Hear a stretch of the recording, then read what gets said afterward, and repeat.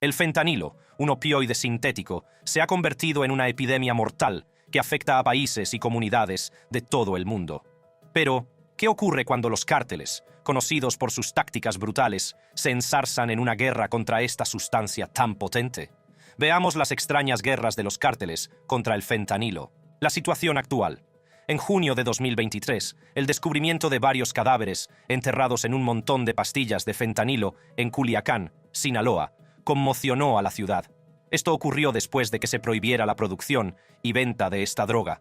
El fentanilo es un opioide sintético muy potente, desarrollado para el tratamiento del dolor en pacientes con cáncer. Se sabe que es hasta 100 veces más potente que la morfina.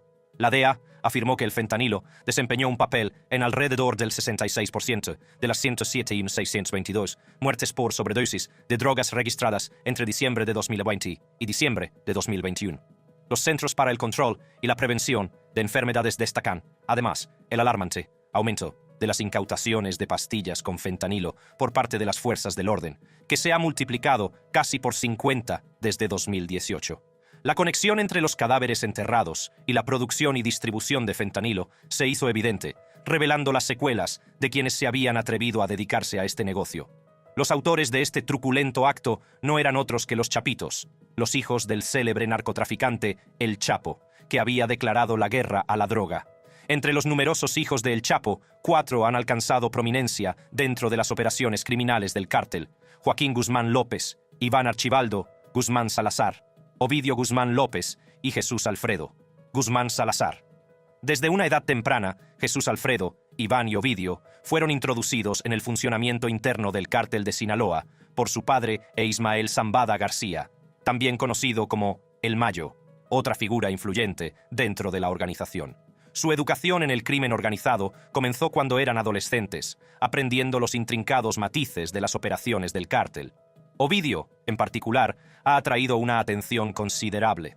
En 2012, fue sancionado por la Oficina de Control de Activos Extranjeros del Departamento del Tesoro de Estados Unidos, una señal de su creciente importancia dentro del cártel de Sinaloa. Esta notoriedad alcanzó su punto álgido en 2019, cuando las fuerzas de seguridad mexicanas intentaron detener a Ovidio en Culiacán, la capital de Sinaloa. La operación estuvo mal planificada, y la noticia de la detención de Ovidio desencadenó la respuesta inmediata y contundente de los miembros del cártel. Las fuerzas del cártel invadieron la ciudad, desatando una ola de violencia y caos, que finalmente obligó al presidente a ordenar la liberación de Ovidio. Este incidente puso de relieve la influencia y el inmenso poder de los Chapitos dentro del cártel. El Departamento del Tesoro de EUU considera a Ovidio un importante miembro del cártel de Sinaloa, con un papel crucial en sus actividades y operaciones ilegales. Iván y Jesús Alfredo, los otros hermanos Chapito, también desempeñan papeles integrales dentro del cártel. En 2016 fueron secuestrados por el CJNG en un restaurante de Puerto Vallarta, en el estado de Jalisco. Tras su liberación, ambos hijos tomaron caminos diferentes, con Jesús Alfredo ascendiendo a la prominencia en el cártel de Sinaloa. Cabe destacar que su nombre figura en la lista de los más buscados de la DEA, un logro único entre los hijos. Jesús Alfredo, su padre y otros líderes del cártel se enfrentaron a cargos relacionados con el narcotráfico en 2015. Además, se cree que tiene un papel internacional vital dentro de la organización. Los informes sugieren que en 2016 pasó varios meses en Medellín, Colombia, bajo la protección de La Terraza, una de las formidables bandas criminales de la ciudad. Joaquín, el cuarto hijo, ha mantenido un perfil más bajo que sus hermanos. Sin embargo, en febrero de 2019 fue acusado junto a Ovidio de tráfico de marihuana, metanfetamina y cocaína a Estados Unidos. Aunque la acusación carece de detalles específicos, los fiscales creían que las actividades de tráfico tuvieron lugar durante una década, desde abril de 2008 hasta abril de 2018, en nombre del cártel de Sinaloa. En ausencia de su padre, encarcelado desde su detención definitiva y extradición a Estados Unidos, los Chapitos se encuentran enzarzados en una lucha de poder con el Mayo y su tío, el Guano. El control de las operaciones del cártel está en juego, y los Chapitos, impulsados por un sentido de derecho como herederos de su padre, tratan de heredar y ampliar lo que él creó. Aunque los Chapitos pueden ser más extravagantes en su estilo de vida, permitiéndose lujosos gastos y juergas, poseen un profundo conocimiento de las operaciones del cártel. lo que los convierte en formidables contendientes por el control supremo. La lucha por el dominio del cártel se ha caracterizado por encarnizadas batallas y actos de violencia. En 2020, José Rodrigo Arechiga Gamboa, también conocido como el Chino Anthrax, ex jefe del equipo de sicarios Anthrax del cártel y socio de El Mayo, fue descubierto muerto tras evadir la supervisión federal de libertad condicional en San Diego. Existe la creencia generalizada de que los chapitos son los responsables de su asesinato. Este asesinato de un viejo aliado sugiere un aumento de las tensiones y subraya la intensidad de la lucha por el poder. Las tensiones aumentaron aún más en junio de 2020, cuando estalló un prolongado tiroteo entre los chapitos y la facción de El Mayo en las afueras de Culiacán. El violento enfrentamiento se saldó con la muerte de 16 personas, mostrando la crueldad y determinación de ambos bandos en su lucha por el control. Aunque los chapitos siguen en el punto de mira de las autoridades estadounidenses, su inquebrantable determinación de ejercer el dominio sobre el cártel de Sinaloa no ha hecho más que fortalecerse. A finales de 2021, el Departamento del Tesoro de Estados Unidos aumentó la recompensa por información que condujera a la captura de los 4 hijos, hasta las cifras sin precedentes de $20 millones. Esta importante recompensa demuestra la importancia de los chapitos como objetivos de alto valor para las fuerzas del orden. Además, el Departamento del Tesoro de EEUU ha impuesto sanciones a los chapitos en virtud de la ley Kingpin, presionando aún más sus operaciones y redes financieras. A pesar de la creciente presión, los chapitos han perseguido sin descanso su objetivo de asegurar el control de corredores vitales para el narcotráfico. En febrero de 2022, un grupo de individuos armados que se cree que apoyan a los chapitos iniciaron un asalto a la ciudad de Caborca, cercana a la frontera entre Estados Unidos y México. El convoy, bien organizado y formado por decenas de vehículos, sitió la ciudad, superando a las fuerzas policiales locales. Las fuerzas de los chapitos ocuparon Caborca durante horas, dejando 2 muertos y otros 5 secuestrados. Su alianza con los Salazar, un cártel pequeño, ha contribuido a sus esfuerzos por consolidar el control de la ruta del narcotráfico que abarca Baja California, Sonora, Sinaloa y la frontera entre México y Estados Unidos. Los chapitos han mostrado su creciente poder de fuego y capacidad operativa en su apuesta por el poder. Esto se puso aún más de relieve en marzo de 2023, cuando una operación conjunta del Ejército y la Guardia Nacional en el estado de Sonora condujo a la incautación de uno de los mayores arsenales criminales jamás descubiertos en México. El arsenal incluía milones de cartuchos, rifles de alto calibre, pistolas, granadas, chalecos antibalas y otros equipos tácticos. El hallazgo de una cantidad tan importante de armas y material supuso, probablemente, un intenso escrutinio y presión sobre los chapitos y todo el cártel. Debido a la gran atención prestada por las fuerzas del orden y al importante número de muertes relacionadas con el fentanilo, tenía sentido que prohibieran la droga. Sin embargo, puede que esta prohibición no se base únicamente en razones morales. Podría tratarse de una decisión estratégica para trasladar sus operaciones a regiones donde puedan trabajar con menos obstáculos. Otra posibilidad es que se tomen un descanso durante un tiempo, ya que hay rumores de que el propio cártel de Sinaloa posee un gran almacén lleno de fentanilo. El mensaje de los chapitos era claro: cualquiera que se atreva a desafiarles tendrá un final violento. El comercio de fentanilo es un negocio peligroso en estos momentos, y quienes participan en él lo hacen por su cuenta y riesgo. Algunas personas se preguntan si la prohibición de la producción de fentanilo por parte de los chapitos detendrá realmente la producción de la droga. Aunque se trata de un paso importante dentro de su organización, es poco probable que ponga fin al tráfico por completo. Los beneficios del fentanilo son demasiado grandes. Otros cárteles, como el CIG, están esperando para llenar el vacío dejado por los chapitos. Curiosamente, la accesibilidad del fentanilo no se limita únicamente a los cárteles. La droga se ha vuelto tan fácilmente disponible y asequible que ha calado en varios niveles de la sociedad. Los particulares y los pequeños operadores también se han involucrado en el tráfico ilícito. La incautación de pastillas de fentanilo en Tijuana demuestra lo extendido que está el tráfico de drogas. Aunque se incautaron muchas pastillas, es solo una pequeña cantidad comparada con la cantidad total de fentanilo disponible. El Departamento de Defensa hizo este sorprendente descubrimiento en la ciudad fronteriza de Tijuana. Siguiendo una pista sobre actividades de narcotráfico, los soldados vigilaron una casa sospechosa. lo que supuso un gran avance en la lucha contra este opioide sintético mortal. Tras obtener una orden de registro, los soldados entraron en el domicilio y descubrieron un botín asombroso. Se incautaron más de 1,83 millones de pastillas de fentanilo y la asombrosa cantidad de 880 libras de metanfetamina. Este descubrimiento es una prueba más de que los cárteles mexicanos utilizan Tijuana como centro de producción y distribución de pastillas falsificadas con fentanilo, que llegan a manos de consumidores desesperados en Estados Unidos. Esta redada se produce tras una reciente operación en Culiacán, capital del estado de Sinaloa, donde los soldados mexicanos se incautaron de casi 630,000 pastillas de fentanilo. La Administración para el Control de Drogas ha identificado a los cárteles de Jalisco y Sinaloa como los principales culpables mexicanos del aumento de muertes relacionadas con el fentanilo en Estados Unidos, que se ha cobrado la vida de decenas de miles de estadounidenses. La reciente incautación en Tijuana representa una de las mayores confiscaciones de fentanilo en México en los últimos meses. Sin embargo, el momento de esta operación es notable. Apenas un día antes, el presidente Andrés Manuel López Obrador hizo una sorprendente afirmación de que el fentanilo no se produce en México. Esta afirmación contradice las crecientes pruebas de la implicación del país en la producción y el tráfico de opioides sintéticos. La declaración del presidente López Obrador sugiere un desplazamiento de la culpa, dando a entender que el problema recae únicamente en Estados Unidos. Además, el presidente López Obrador trató de restar importancia a las preocupaciones sobre la seguridad en México, afirmando que el país es más seguro que su vecino del norte. Esta declaración se produce tras un sonado incidente de secuestro en la ciudad fronteriza de Matamoros, que se saldó con la muerte de 2 ciudadanos estadounidenses y el rescate de otros 2.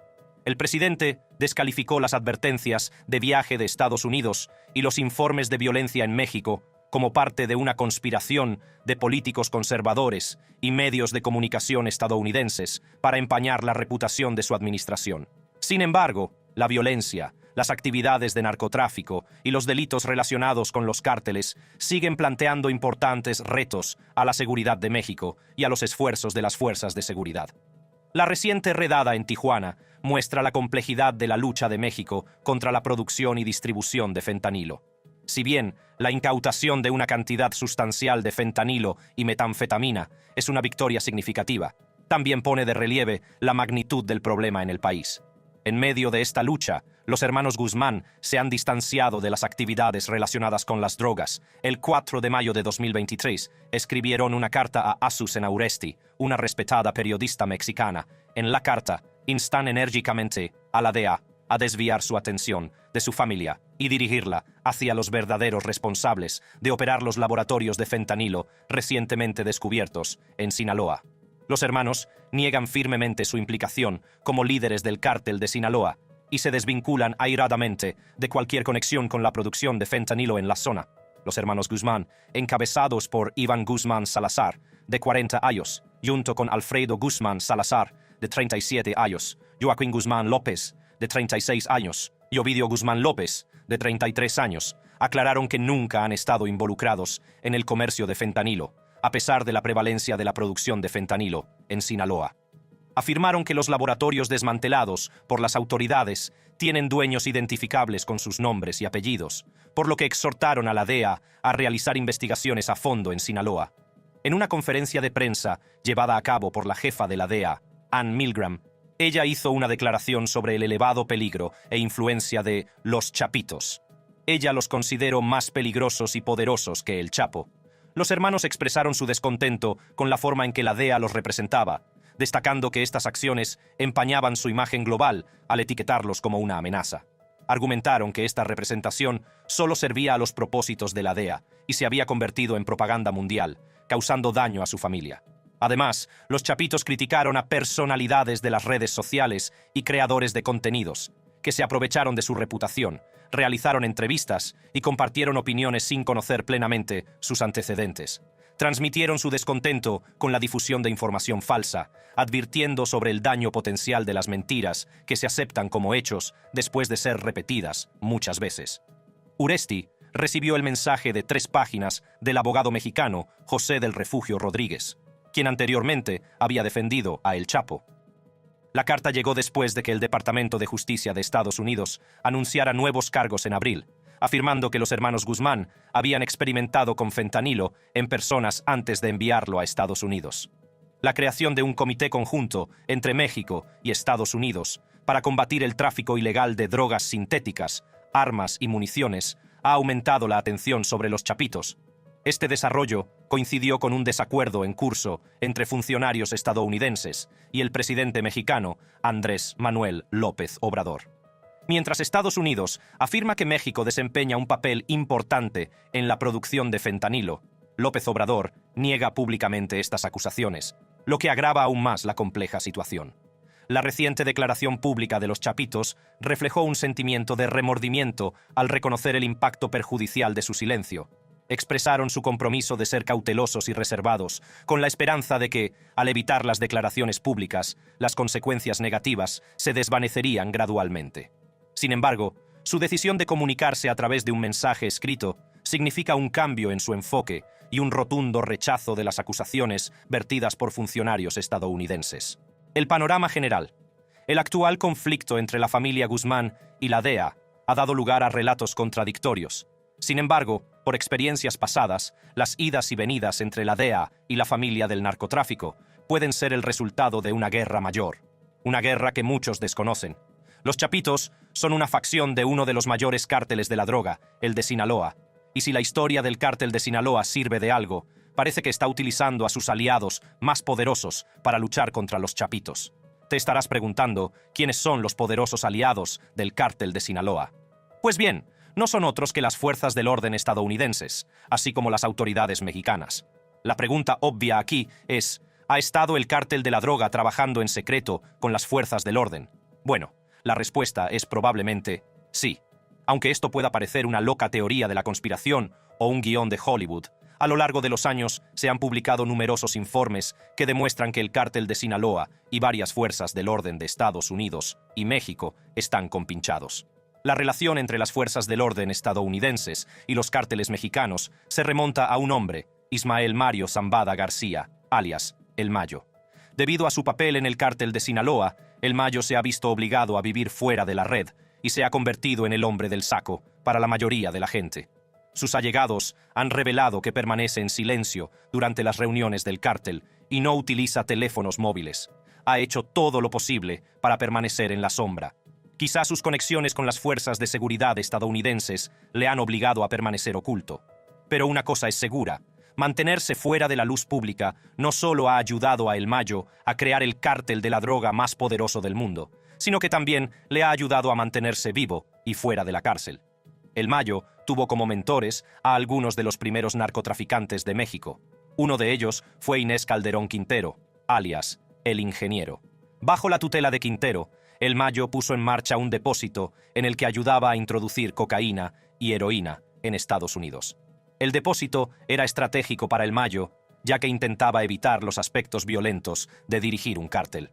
Como veremos más adelante en el vídeo, la reticencia de El Mayo a implicarse directamente en la violencia del cártel desempeñó un papel importante en la improbable asociación entre las fuerzas del orden y el cártel. En 1970, el narcotráfico había cobrado tanta importancia que atrajo a muchos actores. Al intentar controlar el comercio y hacerse con la mayor parte de las rutas de tráfico, la violencia era inevitable. El Mayo se enfrentó a su primer gran reto. La industria estaba cada vez más organizada y para sobrevivir se necesitaba fuerza y tamaño. Había que tener vastas redes y un ejército de matones violentos y armados para asegurar la supervivencia. Aunque no le gustaba participar directamente en la violencia, ya se había establecido como un nombre de confianza en el negocio de la droga, y apartarse del lucrativo negocio no parecía una propuesta atractiva. Por suerte, conoció a un hombre que cambiaría su suerte. Con su ayuda, El Mayo pronto compartiría mesa con las personas más temidas del narcotráfico. Este hombre era Antonio Cruz Vázquez. Vázquez era un hombre misterioso, por derecho propio. De hecho, los informes sugieren que fue crucial para fomentar las relaciones entre El Mayo y las fuerzas del orden, como la CIA. Según informes obtenidos por agentes de la ley estadounidenses, Vázquez habría estado trabajando para la CIA, mientras que otros afirmaban que representaba a la inteligencia del ejército cubano. Cuando los agentes de narcóticos de Nevada le interrogaron sobre estos informes tras su detención el 28 de enero de 1978, Vázquez se negó a hablar de ellos. Lo que sí se sabe es que tenía 32 años cuando Fidel Castro llegó al poder y se convirtió en capitán de la Policía Nacional Cubana. Sin embargo, desapareció en un suceso aún rodeado de misterio. Vázquez y el Mayo se conocieron cuando el primero estaba de viaje en México. Conoció y se casó con Modesta Zambada, hija del Mayo. Este matrimonio resultó ser una bendición para el Mayo. En aquella época, dominaba el contrabando de heroína de México a Estados Unidos. Sin embargo, aunque llevaba años en el negocio de la droga, no tenía un lugar donde venderla. Lo suyo era ayudar a introducir la droga en Estados Unidos para otros. Y con la vista puesta en el primer puesto del narcotráfico, el Mayo necesitaba controlar todas las partes de la cadena de suministro.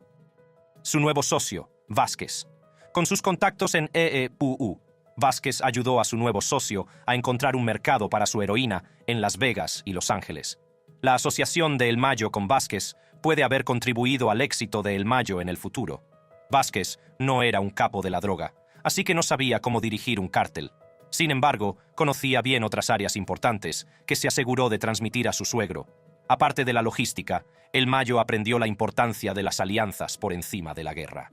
La perspectiva de El Mayo sobre cómo dirigir un cártel se alejó de lo que se practicaba en la época. Compraban policías y sobornaban a los encargados del equipaje en los aeropuertos. De hecho, como veremos, las alianzas que hizo El Mayo le han mantenido en el negocio hasta hoy. Dirigieron una operación de éxito hasta que Vázquez fue detenido en 1978. Los dos se habían trasladado a Estados Unidos con sus familias y vivían a todo lujo, ya que el dinero del narcotráfico entraba a raudales. Sin embargo, esto puso a la policía tras su pista. Tras la detención de Vázquez, el nombre de El Mayo apareció por primera vez en el radar de la policía. A partir de entonces, adoptó un perfil bajo, principio que practica hasta hoy. No obstante, heredaría los contactos y las operaciones de su socio mientras éste cumplía una condena de 15 años de cárcel. A medida que su reputación y sus negocios crecían, también lo hacía su apetito por llegar a lo más alto. Pero en aquel momento, alguien más mandaba en la cúpula del negocio del tráfico. Miguel Ángel Félix Gallardo, alias El Patrino, cofundador del Cártel de Guadalajara. El Patrino invitó a El Mayo a trabajar con el Cártel de Guadalajara tras comprobar su eficacia en el negocio. Fue entonces cuando se hizo amigo de Joaquín El Chapo Guzmán. Todo iba bien, ya que el cártel seguía ganando millones de dólares cada año. Sin embargo, los problemas comenzaron en la década de 1980 tras la captura y asesinato del agente de la DEA, Enrique Camarena Salazar. El agente había proporcionado a los soldados mexicanos información que condujo a la destrucción de una plantación de marihuana de 2.500 acres, con una producción anual estimada en 8.000 millones de dólares. Su muerte provocó una protesta pública masiva de ciudadanos estadounidenses, que aumentó la presión sobre los gobiernos para que actuaran. En última instancia, esto condujo a un aumento de la amenaza por parte de las fuerzas de seguridad estadounidenses. Félix Gallardo se vio obligado a dividir su cártel en divisiones más pequeñas para sobrevivir. Esta división de la organización, a finales de la década de 1980, llevó a que el cártel estuviera formado esencialmente por varios cárteles más pequeños que controlaban sus propios territorios y corredores de tráfico con sus propios jefes. Así era menos probable que toda la organización cayera al mismo tiempo.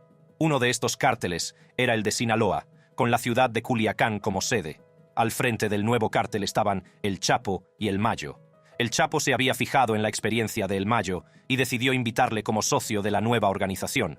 Los informes sugieren que El Chapo se vio obligado por las circunstancias a incorporar a El Mayo a la organización. Al principio, él y Héctor Luis Palma Salazar dirigían el cártel de Sinaloa. Durante este tiempo, el cártel de Sinaloa empezó a disputarse las rutas comerciales con otros cárteles. El Chapo recurrió al único hombre que sabía que le ayudaría a sortear su problema, El Mayo, que por aquel entonces se había convertido en un trabajador por cuenta propia. Al no tener éxito utilizando la violencia, El Chapo buscó la experiencia de El Mayo. El Mayo había aprendido a ser un maestro negociador de su yerno, Vázquez, así que a diferencia de El Chapo, no tenía que usar la violencia para conseguir lo que quería. Como independiente, El Mayo se las había arreglado para trabajar para cárteles rivales y con contratos independientes. Todo ello manteniéndose alejado del radar del gobierno. Incluso había ayudado al cártel de Juárez a expandirse hasta que su influencia propició la fusión con el cártel de Sinaloa, para luchar contra rivales como el cártel del Golfo y el cártel de Tijuana. Con el Mayo al mando, el cártel de Sinaloa no ha hecho más que hacerse más fuerte e influyente. Sin embargo, con el paso de los años han ido creciendo los interrogantes sobre las razones de su éxito. Numerosas investigaciones independientes, así como testimonios de delatores, han revelado detalles estremecedores sobre el éxito del cártel de Sinaloa. Una de las píldoras más difíciles de tragar para la gente es que los gobiernos de Estados Unidos y México están en la cama con el cártel de Sinaloa. Todo esto puede estar vinculado a las conexiones de El Mayo con la CIA a través de su socio y yerno, Antonio Cruz Vázquez. Aunque esto no está confirmado, es probable que estos contactos abrieran la puerta para que El Mayo estableciera vínculos con el ejército mexicano, el ICE y la DEA. Ha habido numerosos informes que han revelado negocios turbios entre los cárteles y las agencias gubernamentales. A lo largo de los años, la Radio Pública Nacional de Estados Unidos ha emitido varios reportajes en los que se afirma que la Policía Federal y el Ejército Mexicano colaboran con el cártel de Sinaloa. En particular, un reportaje de 2009 afirmaba que el gobierno estaba ayudando al cártel de Sinaloa a arrebatar al cártel de Juárez la zona del Valle de Juárez. En general, la estrategia de El Mayo consistía en colaborar con el gobierno para reducir la competencia. Era una situación beneficiosa para ambas partes. Mientras que el cártel de Sinaloa se volvería más poderoso debido a la escasa competencia, el gobierno se ganaría más el favor de la gente. Esto se debe a que la violencia entre cárteles se reduciría al reducir el número de cárteles a uno. Y lo que es más importante, el gobierno seguiría manteniendo una influencia considerable sobre el cártel restante. Los reporteros de NPR entrevistaron a docenas de funcionarios y ciudadanos de a pie durante la investigación pionera, con un excomandante de la policía de Juárez, afirmando que todo su departamento trabajaba para el cártel de Sinaloa y le ayudaba a luchar contra otros grupos. Afirmó además que el cártel de Sinaloa había sobornado a altos mandos del ejército. Los datos sobre el bajo índice de detenciones de miembros del cártel de Sinaloa en comparación con otros grupos también se citaron como prueba de connivencia. También se citó a un periodista mexicano que afirmaba que la opinión pública había acusado en numerosas ocasiones al ejército de asesinar en nombre del cártel. El juicio en Estados Unidos del excapitán de policía de Juárez, Manuel Fierro Méndez, que declaró haber trabajado para el cártel de Sinaloa, también ha causado indignación pública en México y Estados Unidos. Según el excapitán de policía, actuaba como portavoz de El Chapo en sus relaciones con las autoridades estadounidenses. Reveló que existía una relación simbiótica en la que cada parte se servía de la otra. Fierro Méndez proporcionaba pistas a las autoridades estadounidenses, mientras que los agentes del Servicio de Inmigración y Control de Aduanas, ICE, detenían a los enemigos de Sinaloa. Parece que El Chapo estaba dispuesto a aprender de El Mayo, ya que Fierro Méndez reveló que El Chapo siempre dejaba claro que, siempre que fuera posible, quería evitar enfrentamientos violentos. Aparte del ICE, la DEA también estaba muy implicada en los negocios sucios del cártel de Sinaloa. Un exmiembro anónimo de Sinaloa, convertido en informante y exagente de la DEA, reveló que Humberto Loya Castro, asesor jurídico del Chapo, se había convertido en un informante clave de la DEA. Desde la década de 1990, antes de convertirse en informante oficial de la DEA en 2004, Loya Castro había proporcionado a la agencia información crucial que ayudó a derribar al principal rival del cártel de Sinaloa, el cártel de Tijuana, y condujo a la muerte de Arturo Beltrán Leiva, líder de un grupo escindido del cártel de Sinaloa. Dicha información protegía a Loya Castro de ser procesado, al tiempo que desviaba la atención de la DEA de la cúpula de Sinaloa hacia sus rivales. Los documentos judiciales también muestran que la DEA hizo tratos con los líderes del cártel para garantizar su seguridad frente a la extradición y la persecución en EEU, y para mantener las operaciones de drogas del cártel funcionando sin problemas, a cambio de información que podría ser utilizada para acabar con las organizaciones de drogas rivales. Correos electrónicos filtrados revelaron declaraciones de un diplomático mexicano que sugerían que los funcionarios mexicanos creían que Estados Unidos estaba ayudando a los esfuerzos de contrabando de drogas del cártel de Sinaloa hacia Estados Unidos y protegiendo al cártel mientras atacaba a sus rivales para reducir la violencia entre los cárteles mexicanos de la droga. La BBC emitió Secrets of Mexico's Drug War en marzo de 2015, en el que se hablaba de la operación Rápido y Furioso de la Oficina de Alcohol, Tabaco, armas de fuego y explosivos del gobierno de Estados Unidos, que facilitaba la venta de armas de fuego por parte de distribuidores autorizados a compradores ilegales que trabajaban en nombre de los líderes de los cárteles de la droga mexicanos, en particular del cártel de Sinaloa. La BBC también cubrió la historia de Vicente Zambada, afirmando que los líderes del cártel de Sinaloa habían proporcionado información a agentes federales estadounidenses sobre bandas de narcotraficantes mexicanas rivales a cambio de inmunidad judicial en virtud de un acuerdo entre los gobiernos de México y Estados Unidos. Aquí es donde la historia se vuelve aún más interesante. Durante su juicio, Zambada afirmó que los agentes federales de la DEA le habían dado a él, a El Chapo y a otros líderes de Sinaloa total libertad para operar su negocio de drogas sin interferencias, siempre y cuando delataran a otros cárteles. Según el abogado de Zambada, durante mucho tiempo los líderes de Sinaloa ayudaron a las autoridades a capturar o matar a miles de rivales. Sin embargo, los fiscales negaron haber firmado un acuerdo con Zambada. En cambio, admitieron que Estados Unidos tenía un acuerdo de cooperación firmado con otro líder del cártel de Sinaloa. Según ellos, cualquier acuerdo con un líder de cártel es controvertido, pero a veces puede considerarse necesario. Los fiscales también revelaron que el acuerdo se cerró con Loya Castro. Sin embargo, esto no tiene mucho sentido. Loya Castro no estaba implicado en el tráfico de drogas, solo era el abogado de El Chapo. No tenía que revelar información a la DEA porque gozaba del privilegio abogado-cliente. Viendo que El Chapo está actualmente entre rejas, uno solo puede suponer que el líder del cártel de Sinaloa, al que se le ofreció este trato, no era otro que El Mayo. Después de todo, siempre ha sido un maestro negociador. Quizá por eso hay rivalidad en las filas del cártel de Sinaloa. Los hijos de El Chapo pueden sentir que su padre fue traicionado por El Mayo y ahora quieren tomar el control de las operaciones del cártel contra el último miembro que queda de la llamada vieja guardia. Al ver esto, El Mayo puede haber recurrido a sus mayores aliados en busca de ayuda. Vincular a El Chapitos con la crisis del fentanilo puede llevar a una fuerte represión del grupo, dejando una vez más a El Mayo sin competidores. A medida que se desarrolla la historia, el verdadero alcance de la implicación de los Chapitos en la distribución de fentanilo y su posición real dentro del cártel de Sinaloa sigue siendo objeto de intenso escrutinio y especulación. Muchas personas albergan una profunda desconfianza hacia las fuerzas del orden, incluida la DEA. Creen que estas agencias son corruptas e ineficaces. Está claro que el tráfico de drogas era un negocio en constante cambio y evolución.